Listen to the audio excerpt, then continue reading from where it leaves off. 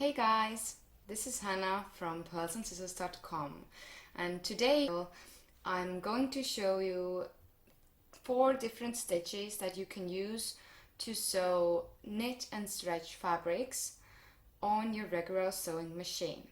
So the stitches I'm going to talk about: first, the lightning bolt stitch, the regular zigzag stitch, the 2-step zigzag stitch, and I'm also going to talk about hemming with the double needle.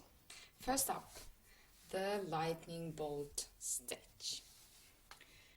When you look at it really closely, it looks almost like a really narrow zigzag stitch, but it has much more flexibility and stretch built into the stitch than a regular zigzag stitch would. So you can see if I stretch it, it stretches with the fabric. The second stitch you can use if you don't have a lightning bolt on your sewing machine. You could use a regular zigzag stitch. This is also very good stretch, but I did shorten the length of the stitch. This gives it more stretch. And another thing that you can do is to very slightly pull the fabric while you're sewing, and this will also enhance the stretchiness of the seam you're sewing. One thing to note is that when you're done with the zigzag stitch, it probably will look a little bit wavy. And don't be discouraged by this. Just give it a good press, and these types of stretchy fabrics will flatten out nicely. I've never had a problem with the seam staying wavy after a good press. The third option is the 2-step zigzag stitch.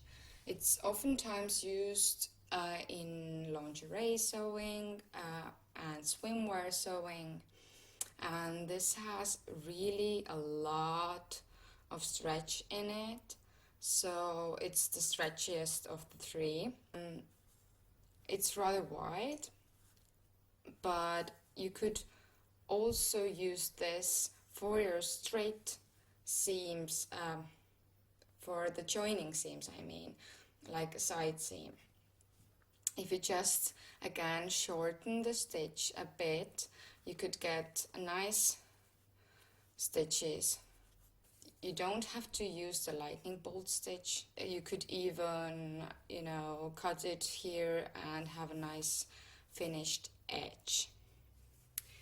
Last but not least, for the hems, before I got my cover stitch machine, I always used a twin needle.